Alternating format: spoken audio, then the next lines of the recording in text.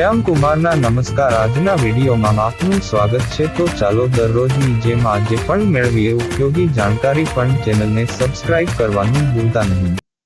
યુદ્ધ દરમિયાન બ્લેકઆઉટ અનેક કારણોસર જરૂરી છે, જેમાંથી મુખ્ય કારણ દુશ્મન દળોને લક્ષ્યો શોધવામાં મુશ્કેલી ઊભી કરવાનું છે। અહીં કેટલાક મહત્વપૂર્ણ કારણો આપ્યા છે। હવાઈ હુમલાથી બચાવ। રાત્રિ દરમિયાન શહેરો અને મહત્વપૂર્ણ સ્થળો પર લાઇટો ચાલુ રાખવાથી દુશ્મનના વિમાનો માટે બોમ્બ ફેંકવા અથવા અન્ય હુમલા કરવા માટે લક્ષ્યોને ઓળખવાનું સરળ બને છે। બ્લેકઆઉટ આ લાઇટોને બંધ કરીને દુશ્મનો માટે લક્ષ્ય શોધવાનું મુશ્કેલ બનાવે છે, જેનાથી નાગરિકો અને માળખાકીય સુવિધાઓનું રક્ષણ થાય છે। સબમરીન હુમલાથી બચાવ।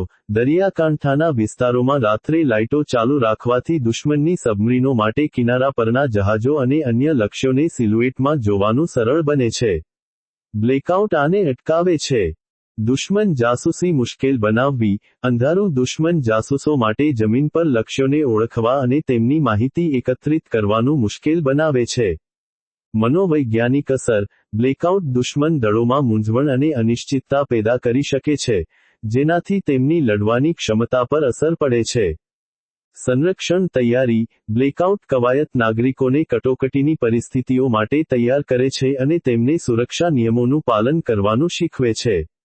આમ, યુદ્ધ દરમિયાન બ્લેકઆઉટ એક મહત્વપૂર્ણ સંરક્ષણાત્મક પગલું છે જે દુશ્મનના હુમલાઓને નિષ્ફળ બનાવવામાં અને નાગરિકોની સુરક્ષા સુનિશ્ચિત કરવામાં મદદ કરે છે। જો કે આધુનિક યુદ્ધમાં જીપીએસ અને અન્ય ટેકનોલોજીના ઉપયોગથી બ્લેકઆઉટની અસરકારકતા ઘટી છે, તેમ છતાં તે દુશ્મનને લક્ષ્ય શોધવામાં અવરોધ ઊભો કરવામાં અને નાગરિકોને માનસિક રીતે તૈયાર કરવામાં હજી પણ મહત્વપૂર્ણ ભૂમિકા ભજવે છે।